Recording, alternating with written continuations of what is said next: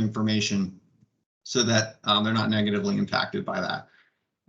So that's something, you know, if it comes up in conversation, you can let them know. So kind of getting back to the appraisal. So now we're, yeah. So sorry to interrupt, but I have to let everybody know I am going to record this moving forward. I should have started the recording 7 minutes ago. Okay. So it's recording now. You're being recorded. Okay. Right, Can everybody see my screen? The FHA Appraisals 101 screen? Okay. So, so the borrower, let's say they have a mid 600 FICO score and they're committed to government financing. That leaves them two options. They can go the VA loan or an FHA loan. Those are both government underwritten and insured loans. They have different guidelines than Fannie and Freddie. So they're insured by HUD versus Fannie Freddie agency guidelines. So the appraisals are a little bit different. It's a little bit different form. The appraisals, as far as the FHA loan goes, are a little bit more thorough. And I know we've had appraisers come on to talk to this point as well, but they are much more thorough as far as the exterior photos. So they're going to take much closer photos of the exterior of the building. So you'll see what are the most common issues found on an FHA appraisal inspection. When you get that close and you're taking photographs of the fascia boards and the roof, you're going to start, you know, you're going to see more things that could possibly fall into HUD's safety issue, which would be, for one, peeling paint, lead paint, right? Lead-based paint concerns, if it's built before 78 and they have peeling paint, then that's going to be an automatic repair. It's going to have to be scraped and primed. The utilities are checked, obviously, but they also check all the appliances to make sure that they're functioning. So if the stove's out or there's a problem with the HVAC or the heat, it's going to get caught on an FHA appraisal. I've even seen FHA appraisers run the little electrician tests on the outlets to make sure they're grounded properly, and they could potentially call a safety or issue with that. Any kind of handrail issue, I mean, they look for trip hazards. I've seen that, like if they had cracked concrete, that's a trip hazard, that's potentially an FHA issue. Well, water and septic, we don't get a lot of that in Sacramento, but obviously that's going to be, you know, thoroughly inspected and require any follow-up certifications based on those. I would say the most common issue that I'd see with FHA loans would be the exterior. So basically dry rot, peeling paint. So if it's very obvious that there's dry rot and peeling paint, the appraiser may not condition that it be repaired, but they're going to notate it. There's two ways an appraiser can notate an observation. If they determine that it doesn't meet HUD guidelines, then they're going to write up the appraisal subject to X, Y, Z repair. If they determine that it's cosmetic, then they'll write up the report as is, but they're still going to photograph it. The appraiser, then the underwriter is going to review the appraisal and determine if they're okay with it being as is, or if they're going to require the work to be done. So, you know, what could potentially happen is the appraiser takes photographs of all the fascia boards and the roof. I should include the roof as part of the fascia board inspection as well, because they're going to also take photographs of the roof. So if the roof has evidence of, you know, peeling or broken shingles or any kind of stain on a ceiling that would evidence a prior leak, is going to translate to the underwriter or the bank wanting a roof cert, a 2-year roof cert, where on a conventional appraisal, again, that's the exterior photo is usually from the street, and you're not likely to pick up any potential issues with the roof. They also, the FHA appraisers, they go in the crawl space and they go in the attic, and they take pictures there to make sure that there's adequate space, and there has to be adequate access to both. So they actually take photographs of the door to the attic and the opening to the crawl space. So it's a much more thorough, it's kind of similar to a home inspection. It's not as crazy detailed as a home inspection, but you're likely to see more conditions obviously attached to an FHA appraisals.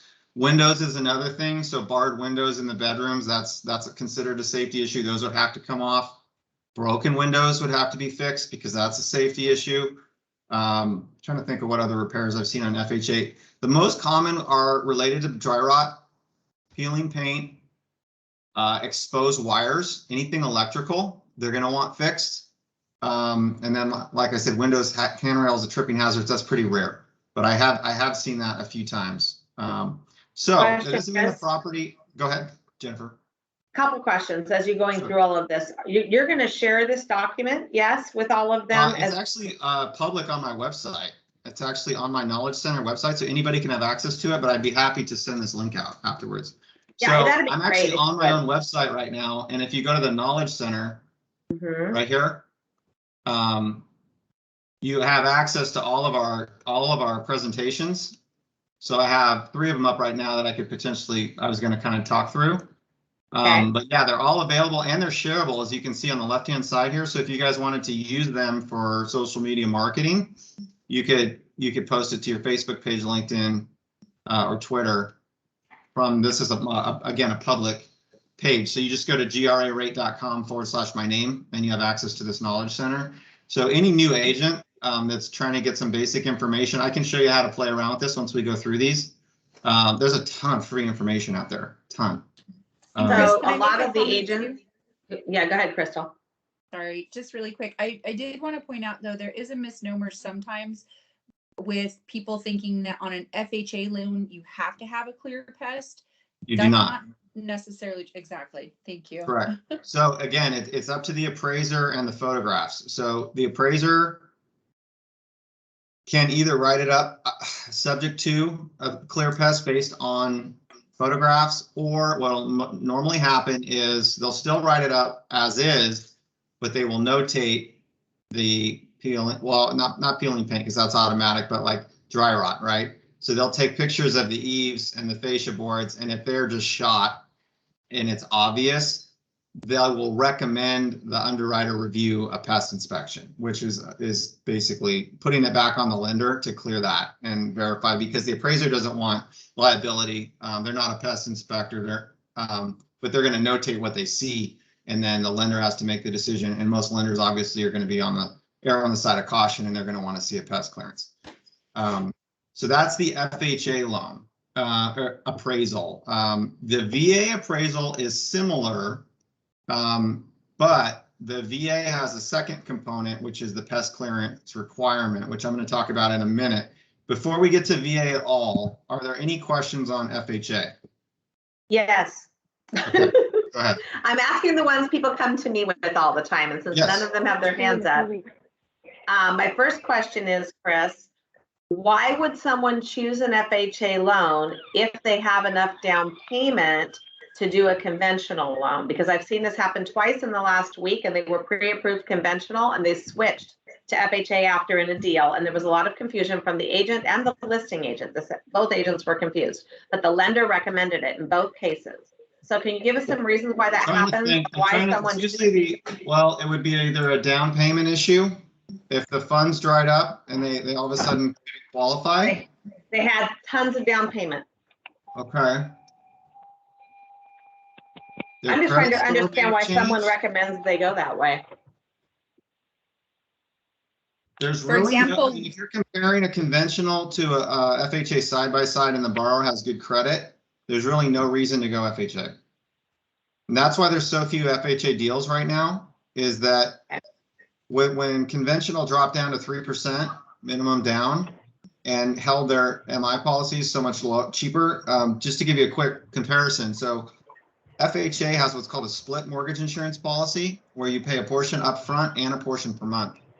And that's a permanent mortgage insurance policy that is stuck with the loan regardless of if you put 50% down. So if you're putting 20% down, you're still carrying mortgage insurance on an FHA loan, which makes no sense. That's why that's not how the loan was originally intended. It was intended for first-time buyers with little to no money down, and that's why the MI policy is expensive, because it's a higher risk. If you have somebody that can put 50% down or 30% down, you should always go conventional, because the MI issue is off the table.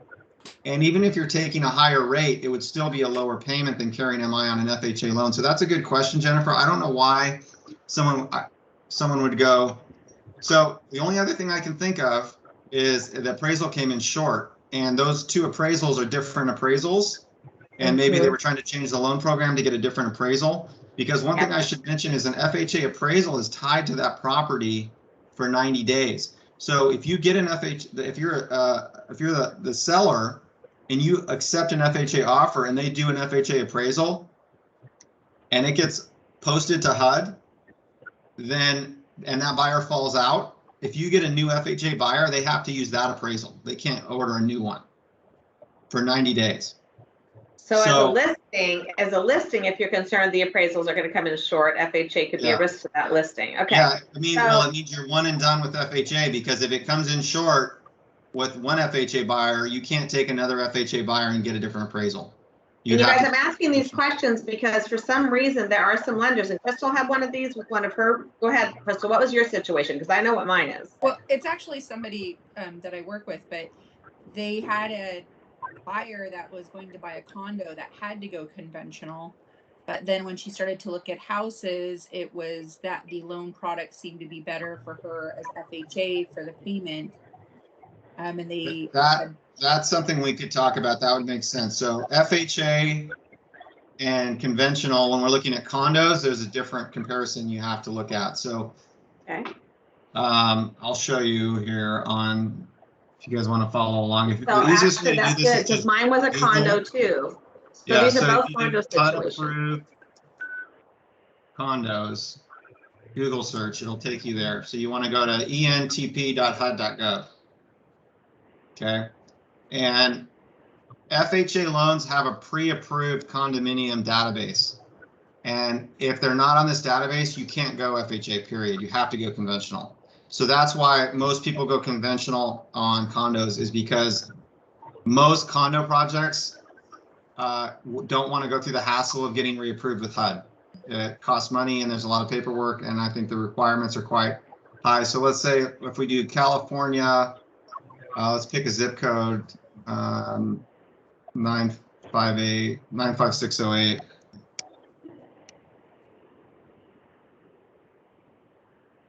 So these are all the condos in 95608, and you can see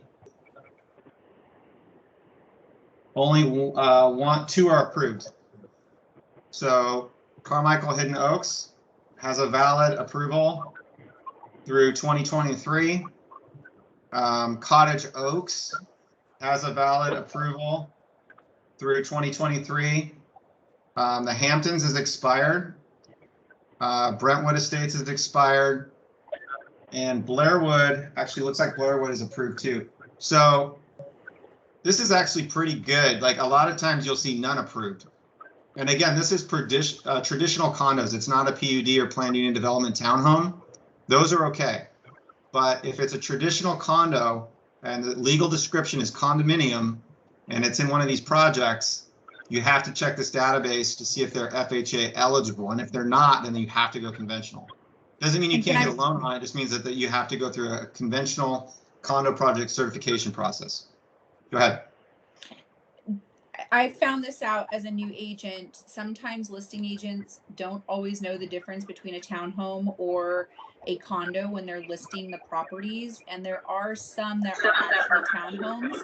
And I was taught that when you look at an APN number, the last 4 digits of the APN number on the tax records, if it says 0000, that's typically more of a PUD or considered a house that will probably take FHA financing, whereas a condo is always going to have another number. It might say 001 or 002 or something like that.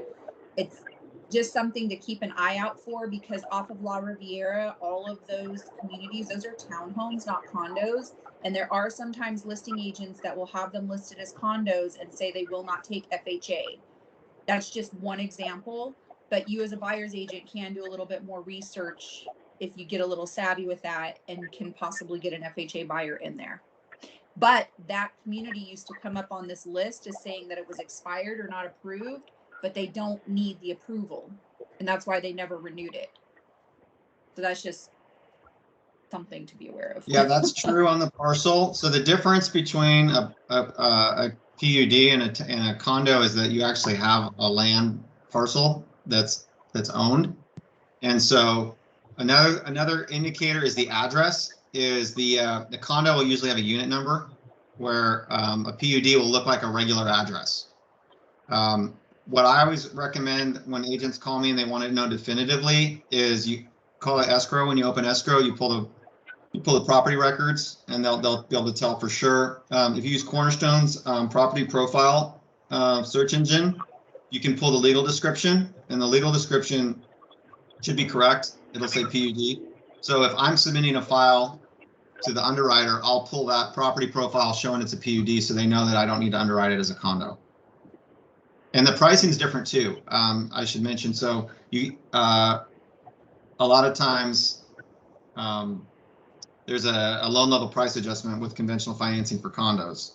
So if it was eligible for FHA, then an FHA rate is going to be better on a condo than going the conventional route. So that's one scenario where FHA would be better as well.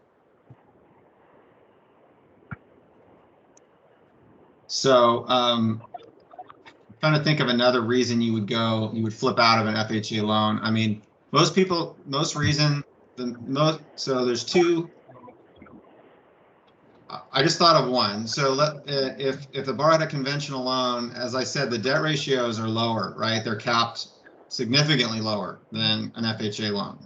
So if the file got into underwriting and something changed with the income, let's say the borrower provided income documentation that they made X amount, but when we got the verification of employment, maybe their hours were cut, or they overestimated.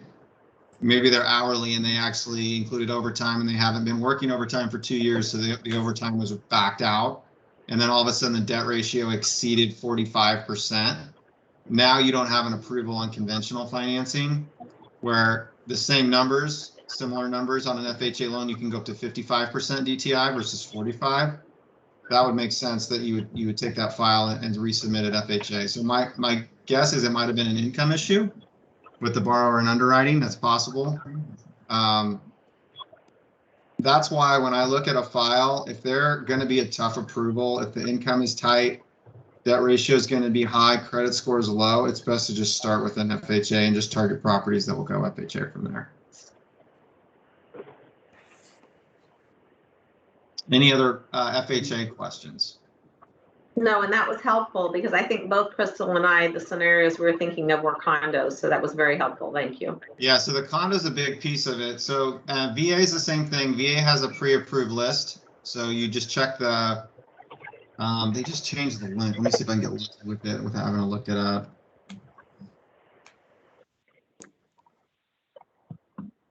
I think this is the new one. Yeah. So VA has a similar database where you actually, it's a little bit less user friendly. You actually have to just go by city because it's so detailed. It's by project name, and all the project names are so specific. You know, the way they're spelled, or you know, maybe the management company is different than the HOA. They're really hard to find. So what I usually do on the VA search is I just go by city, and then you get the whole list, and then you go alphabetical. So, you know, if you, let's say Amherst Place, right? You'd go to the letter of what you think the condo project is and find it that way. And then you just check the status, accepted without conditions. So if it's accepted without conditions, then you're good to go on a VA loan. So when you send over your information at the end, can you, I know this sounds like a lot, but it would be really helpful if you send these links as well, because they could bookmark them. And then in the future, when they can check these links very easily because they'll be bookmarked in their browser. Yeah, I would recommend if you're taking a listing that's a condo, these are the first two things you want to check, because you want to list it as eligible for VA or FHA. Yes. Conventional. And often, you were right, often the listing agent will say they don't they're qualify. not on the list. And sometimes it's a known unwarrantable project, which is a whole nother lunch and learn. If it's unwarrantable for conventional financing, then it's a cash only listing. And so you need to know that. So these are the first two resources you would check. And then the third step would be to see if other conventional loans have been approved and if it's warrantable or not, meaning that it meets all the Fannie Freddie guidelines. Chris, with the VA loan, can you go over a required pest clearance, or somebody brought up recently that you don't necessarily need a full Yeah. pest clearance, or section That's what I was 1, gonna or talk just about. a cert saying there's no termites, or, okay, Correct. excellent. So this has been kind of a hot button. Well, let me back up for a minute. So if they're a veteran, that opens up another option for government financing. They have to be the veteran themselves plus their spouse. Can't be a girlfriend. It can't be another family member that's not a veteran. It's either VA on the loan and the VA and spouse. It's a spouse only benefit. So that's one thing. If it's like a boyfriend, girlfriend buying the house, they can't go VA together. It can only be the veteran. They qualify for the VA loan. They have to provide their DD-214, their discharge documentation, and then we have to order what's called a certificate of eligibility with the VA and verify that they are eligible for VA financing. We do that on the back end, but that's the most critical thing. Once in a while, you'll have someone that thinks they're eligible that aren't. Maybe they never completed active duty. Maybe they were reservists and they had a point statement, which is different documentation. So I always try to get that, ask them the VA qualifying questions off the bat, make sure we're eligible. Because if they don't have a DD-214, it's really hard to get the certificate of eligibility. And there's certain situations within the military where you actually didn't go through active duty, so you don't have the DD-214. And I've gotten a couple approved for reservists, but it's a lot harder. It's a lot of documentation that you have to, it's 6 years of point statements and additional documentation that you have to provide. So that's just one thing that comes up. I like to make sure people know, or they can order their certificate of eligibility up front from the VA website. And then they already have it when they come to me. It makes it way easier. So if it's just worth mentioning, if you're talking to somebody that says they're interested in a VA loan, make sure they have that DD-214, make sure they served active duty military, and have looked into their eligibility, because it wasn't even my file. I know another agent had a deal that got into contract for like a month. And then all of a sudden the VA turned down their eligibility, and the deal fell apart because they hadn't done that up front. So it's always, it could happen theoretically. That's why we have a placeholder where we won't even take the file into underwriting without the cert. So we'll find out right away, but just worth mentioning. So there's a lot of myths about VA loans. They're similar to an FHA loan, but they're better in the fact that instead of the 3.5% down payment, there's no down payment. No down payment required up to the jumbo county limit. And then even after the jumbo county limit, it's a fractional down payment. So they could go up to $1 million and still may only have to put down 3 to 5% down. So we run a calculation, and so there's a VA down payment calculation when the jumbo space, which doesn't come up very often because usually it's below a 550 loan amount, for example, or 569 loan amount. But the benefit is that there's no down payment, right? You get the same higher debt ratio, meaning the 46 to 55% back end debt ratio, meaning you qualify for more loan, bigger payment, more expenses that you're carrying are okay. You have no loan level price adjustments. So as long as you have that 640 FICO, you get that 2.875 interest rate, which would be today. The VA and the FHA loan also have a rebate incentive built into them, where if you take a slightly higher rate, like 1/8% or even 1/4% higher, you can get a really large lender credit and do a no fee loan, meaning we'll give you a lender credit of, let's say 1%, which would be, $3,000 on a $300,000 loan, and that covers your lender and title fees, and then that reduces your out of pocket. VA, because we don't charge lender fees at all on VA loans, that's our policy, as a thank you for their service. If we do a credit on top of that, then we are paying their title fees and part of their impound reserves. So I just closed a VA loan this month, and the borrower's total out of pocket was $3,000. So the closing costs were about $7,000. He had no lender fee. Well, it'd normally be $7,000, but he had no lender fees because we waived them. So his closing costs were only, $5,800, and then we gave him a 1% credit roughly on top of that. So with everything said and done, he had put down a $5,000 earnest money, and he got back $2,000, like just under $2,000 at closing. So it's a phenomenal program if they qualify. Yes.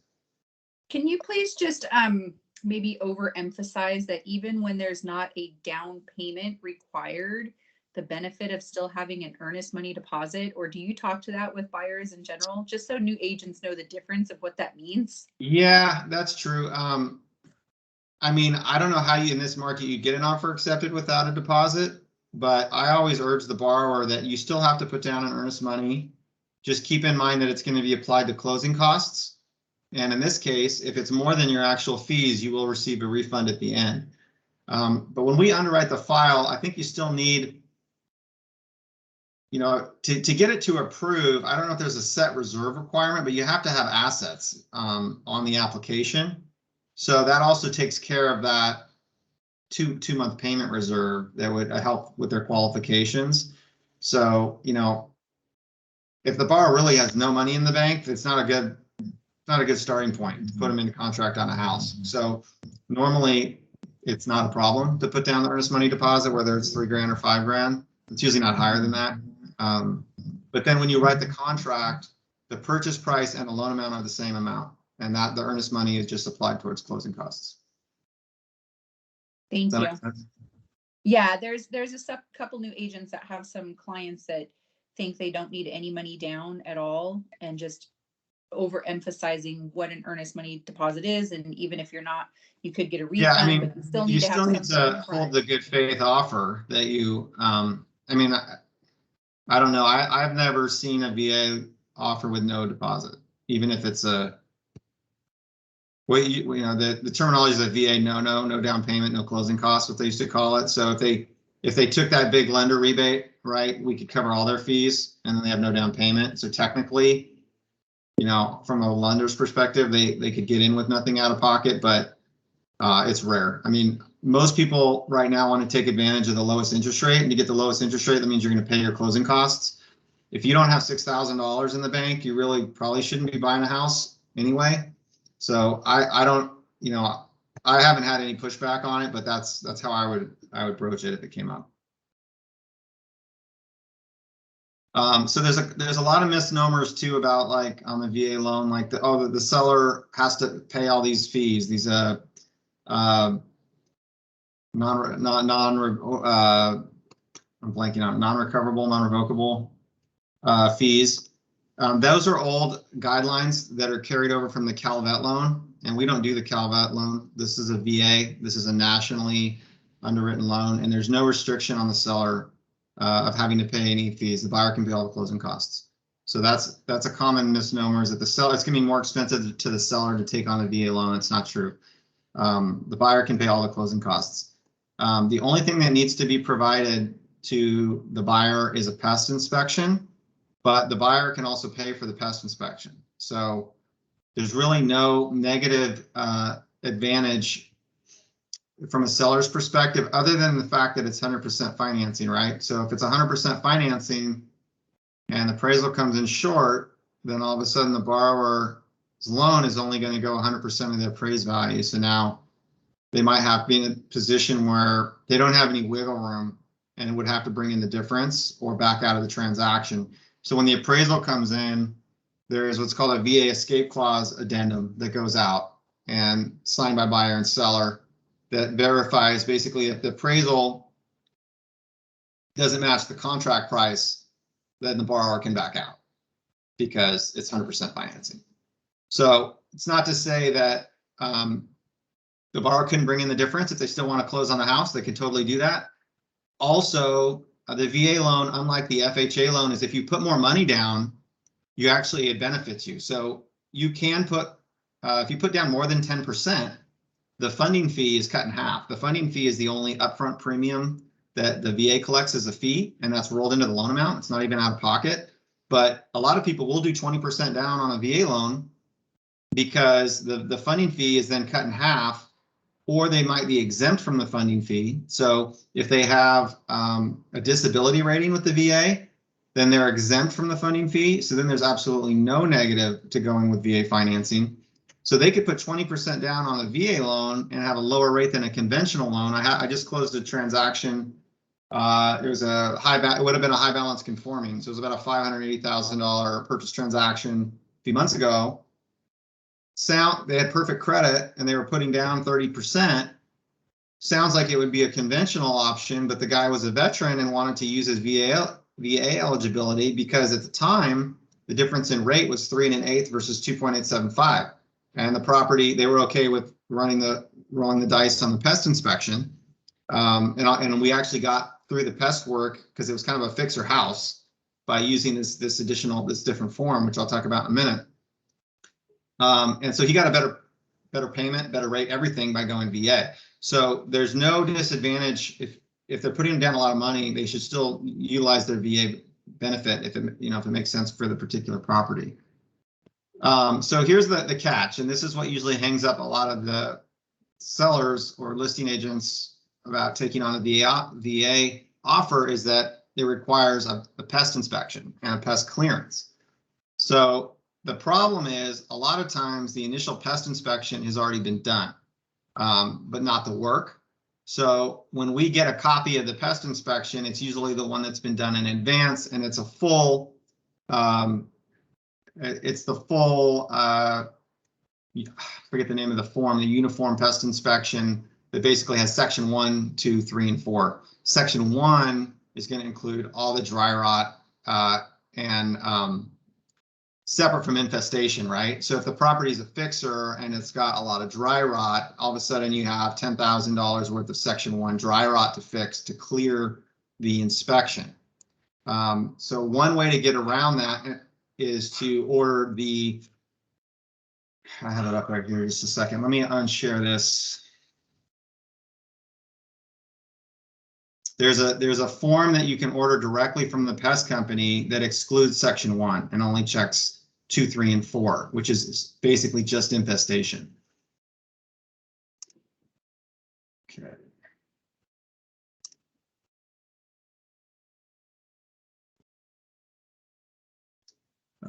Just a second here.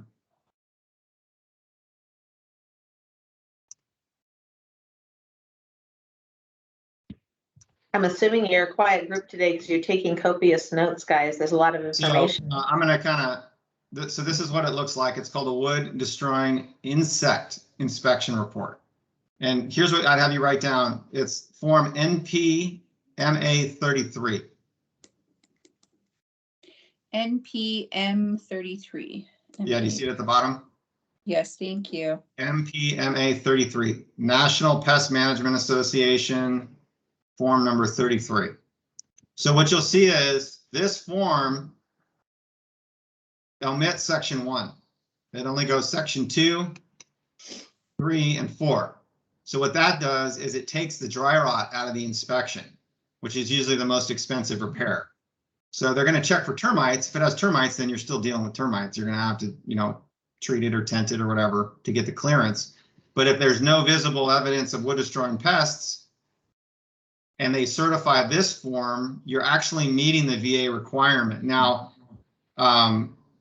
sometimes there's some pushback on this, and we've actually we're accepting this form, by the way, and I've closed 2 VA loans in the last 3 months with this form. So I can confirm that we will accept this form.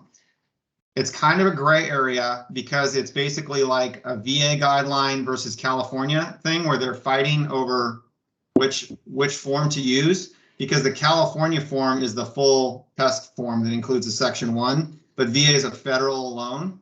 So I had a conversation with underwriting about it, and then per VA guidelines, they should accept this form, but some underwriters, depending on the underwriter you get, may not be a VA expert and may assume that they need the other form. So I have had to, on one occasion, go back to underwriting to contest this form, but I did win and they did accept it.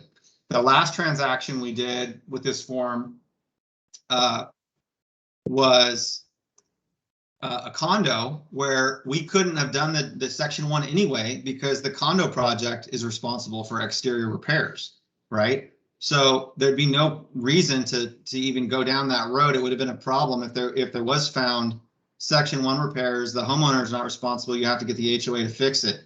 So this was perfect because it it took section 1 out of the equation, and we had it signed off with no issue. So hey, Chris, the problem is, yeah, go ahead. I'm sorry, you got some questions. So when you have a break, you've got. Yeah, go ahead. Lippi, you have a question, right? Yeah, just my question mainly on the form, the NPMA. Is that mainly for VA loans, or it kind of applies to all loans as well? I mean, Well, VA is the only loan program that requires a pest inspection form. Okay. If you're going conventional FHA, those inspections are kind of confidential between buyer, agent, and seller. We don't see them. So if you're representing your buyer, I would think you want a more thorough report. But if, for sake of the lender, only providing what we're asking for, this would benefit what we're requiring. That Thank makes you. sense. Thank you. And then I mean, you'd still want to protect your buyer. You want them buying a house that has Section 1 repairs, but if it's an issue where, you know, you don't want to have a hang up with the loan and make it required, and then the seller says no, and the deal falls apart, then this form will exclude that Section 1 inspection. And then Chris, Yeah. there was a question in the chat from Mai, and it basically had to do with debt to income ratio. She says, how can you share how much money someone has to make a year to be able to qualify for so much loan amount? Is there a way to speak to every scenario is different, so I can't give you like a magic number. So what we do, if you get this information from the borrower, you could do the quick math. So the debt to income ratio is there's two ratios. There's a front end ratio and a back end ratio. The front end ratio is their mortgage payment, including taxes and insurance and homeowners association dues if applicable. That full payment, it's called the PITI payment. They're going to divide that amount by their monthly gross income. So depending on how much they make. The maximum front end debt ratio is either going to be 43 or 45% of that. In other words, their income, their payment can't exceed 43 or 45% of what they make per month on a gross basis before taxes and deductions. That's the front end ratio. So 43 is a conventional cap, 45 is the government cap. On the back end ratio, they're going to take that mortgage payment again, and then they're going to go down the liability column of the credit report, and they're going to take the minimum payment of everything reporting on credit. So that includes a car payment, an installment loan like a student loan, and the minimum payment on any credit cards. They're going to total those minimum payment monthly expenses. They're going to add that to the mortgage payment. Then they're going to divide it again by your qualifying monthly gross income. That cap on a conventional loan is 45%, and on a government loan is 54%. So that's a huge difference right there. So if they have if they got car loans and student loans, a lot of credit card debt and not great credit, they're always going to go FHA because they're taking themselves, that could be a difference between a $350,000 house and a $300,000 house because of the debt ratio, as far as the loan amount goes. So it's different for everybody. It depends how much debt they're carrying on the credit report, which we won't know without actually running the application. Thanks, Chris. There's another question too. I don't mean to keep, but there's a bunch of good. Deborah, I guess Evans. I'm not seeing them. I might not have. I guess I don't have the chat up. Sorry. Yeah, the bar across your screen. I show conversation. Yeah, you should be able to click on the little bubble, and it should show it on the right. Meeting chat is muted. I don't know. I'll help you. It's all right. Okay, It yeah. says, would section 1 fall to the seller to pay for the repairs? No. I mean, I know it's no, but I was going to let it. Again, there's no set rule on that. We as a lender don't get involved in who pays for it. But again, that would be a question to roll back to Jennifer as liability if a buyer should repair a house it's negotiable. I thought you might want to take it, Chris, but it's negotiable, you guys. All that stuff is negotiable between buyer and seller. And if you can't come to agreement, those are things that can cause your deal to fall apart. So it's really important that you have strong negotiation skills, and hopefully you're working with an agent on the other side who does as well. Right, Crystal? Yes, I do want to make a comment. Only once this past year, what is the major military lending bank that they use? It's out of state. Oh, USAA. Yes. Okay. You'll find a lot of VA members approved for a home loan through them. And what you were saying, Chris, as far as different underwriters having different regulations, they have been quite sticklers to work with for sellers through some transactions. And once this year, somebody I was working with, they had came back and said that the seller had to pay for all repairs, even though the buyer had said that they would pay for some of the repairs to be more aggressive in this market. So there was a lot of back and forth about what we allow in California to do versus if you were trying to work with a bank that's in another state. So that's another benefit with working with somebody local like Chris, and especially sharing that MPMA form. In all of the transactions I've done, I've never been given this form as a resource. It's always been a clear section 1 pest that was required. Yeah, and I've only helpful. started using it this year. It kind of came about. I kind of researched it because I'd heard about it, and so I actually was pretty cautious about using it because I didn't want it to backfire. But like I said, I've closed 2 transactions in the last 6 months. We approved it both times in-house. I talked to another lender that had been using it for about a year. And again, I had a little bit of pushback, but we had to pull the VA guidelines to verify that per the guidelines, there's really only a condition of infestation. There's nothing about dry rot.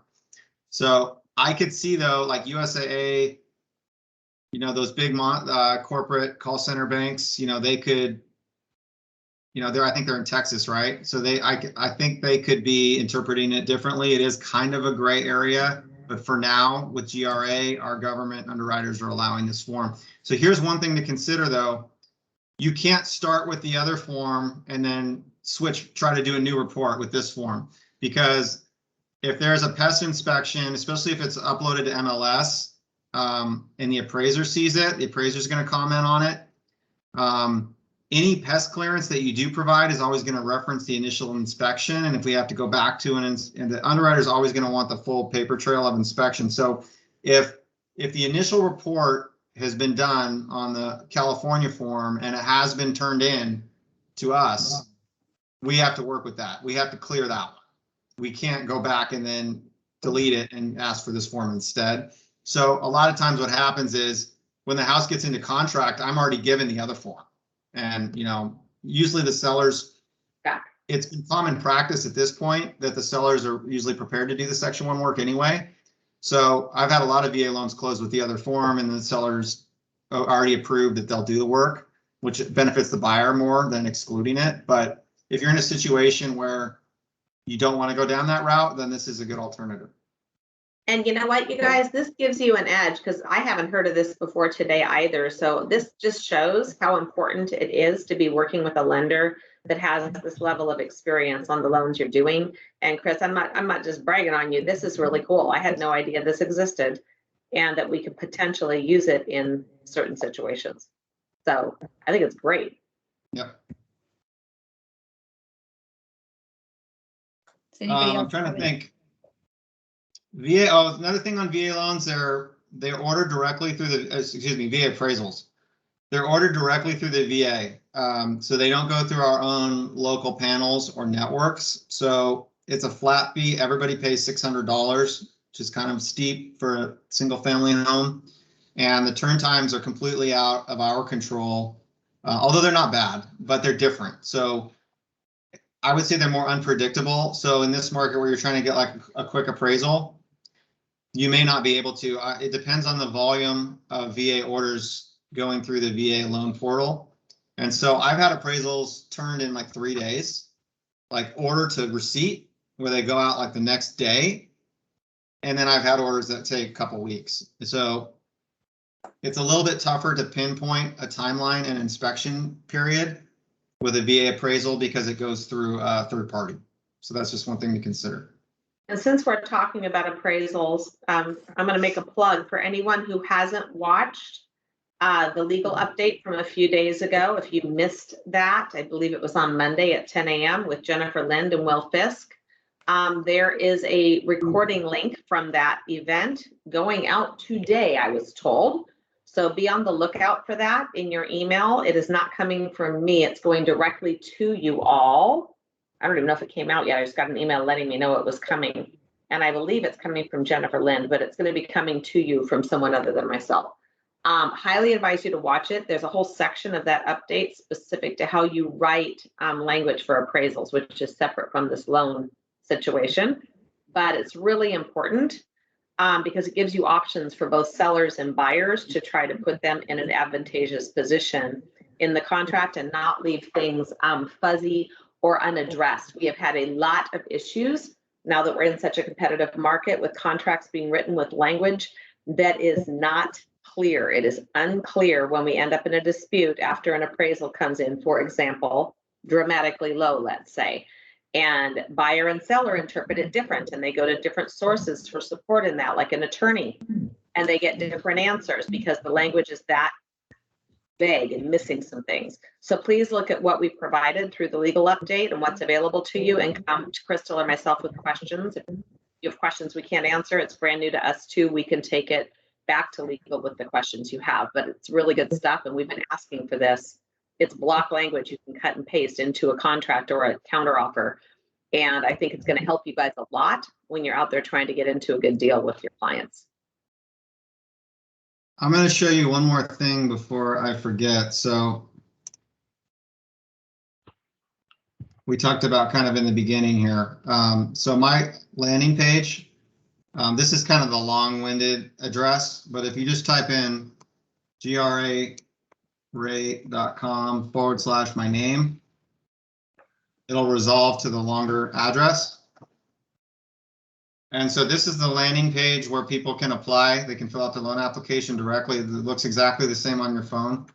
But what I wanted to show you was this Knowledge Center, which is right below my picture, is where those PowerPoints are coming from. So this is all free information that we provide to you guys. So there's a million different topics, and this gets updated every week. There's a new article. So if you're looking for stuff to share or just learning, you just do a search for what you're interested in. So let's say you're interested in, let's say, first time buyers. Hopefully that'll work. I just guessed at that one. So 29 amazing stats about home buying, every age, every stage, first time buyer guide, part 1. So it gives you a lot of good information that you can, it's pretty condensed, that you can read at a glance, that you could either share with someone or read for your own educational purposes. So there's a lot of stuff that people don't realize are there. Our marketing department does a really good job of keeping the content updated.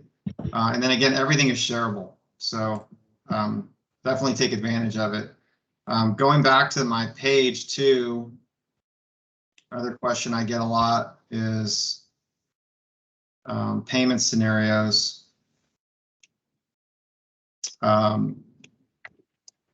Which is right here. We have a pretty good calculator. If you want to run like quick payment scenarios, it runs it right here. So 350, 25% down. See if I, let's go 500,000, 125,000. It updates it in real time.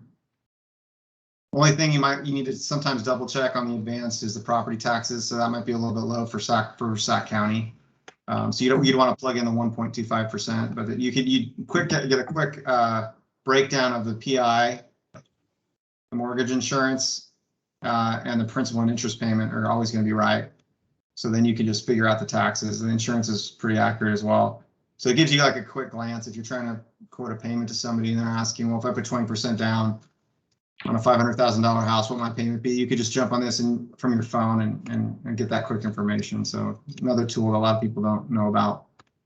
And then the Agent Advantage program. I try to show all the new agents this. This is our own agent portal that you can sign up. It's completely free. You just need to create an account. I can help you with it if you're interested. It just takes a few minutes. And it gives you access to a ton of additional training, like video training. These are all courses that are free to take, that are short. And it also gives you access to our marketing database. And then if you do a loan with us, you can actually track the status of your loan on your phone. So it's a really good tool for new agents. I haven't been as good about reaching out to new agents and signing everybody up for it. But now that we're getting back in the office, I'm going to get back to that. So you might be receiving some calls from me if you're interested, or if you are interested, I can set it up for you in person. It only takes 5 minutes. I just need you to respond to one email, and I'll set up the password and everything for you. It's really easy. So just wanted to highlight that as well. This is great. 10:56. Any last questions? Chris, you did an excellent job. Thank you for showing those additional tools as well. Yeah. Yes. Anything you need, let me know. I'm available. I usually say email is the best. Like if you have a quick question, I always try to task everything through email first, but your texts are okay too. And that's, 24/7. If it's a weekend or evening, that's okay. As email or text, I'll always respond. I might not be able to answer my phone in the evening as much, but I'll always be around and here to help you guys. I'm laughing that you say 24/7. You better not be sleeping with your phone under your pillow. We'll have to talk about time No, management. I do charge my phone in a separate room. So maybe not middle of the night, but I'll get back to you in the morning. Okay. Yeah, that would be me too. I just thought that was funny. Yeah. All right. And especially if you're doing open houses, which many of you guys are now, and you have people that you might be running into that aren't pre-approved, you can save that link, or I think there's an app too, right, Chris? And you can have your client download that. So if you just go on your phone and you go to if it's an iPhone, for example, and you just go to your Safari browser and you type in the same name, grarate.com/my name. It will, let's see if I can do this on the webcam.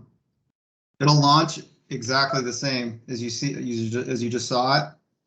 And then you just click the square arrow button, the share button, and hit add to home screen. And then it saves it on your phone. And then you can actually text it to a customer. If you run into someone in an open house and they need to apply, you can text them the application or the landing page, which includes the application link. Or you have access to those tools, including the calculator, right on your phone, as well as the Knowledge Center. So it's a good tool to have on your phone. And then it also has a speed dial to me too. So if you needed to call me, you just click on that and you could click on my phone number or email from there. Oh, Thank you again. Is it the same for Galaxy? Yeah, except that the add to home screen, I think, is in a different menu. I think you have to click like the 3-dot menu on a Android phone, but it has the same functionality. You just bring up the page and then you want to save it to the home screen as an icon. all right. Not to cut us short, but I have another meeting right at 11 and I'm the one who has to manage the recording to make sure it works this time. Hopefully it all worked. It looks like it's still recording. I want to say thank you, Chris. Yeah, of course. It was really, really valuable and I learned things. So that's always good for me. Good. And thank you everybody for attending. We will send out the recording. It's usually within 24 hours. I have to wait for it to download and we transition it to a YouTube link. So you'll have it by end of day tomorrow was the goal. And with the links and everything Chris is going to send. Okay. All right. Sounds good. Thank you guys. Thank you, everyone. Thanks everybody. Okay, Bye-bye. thank you.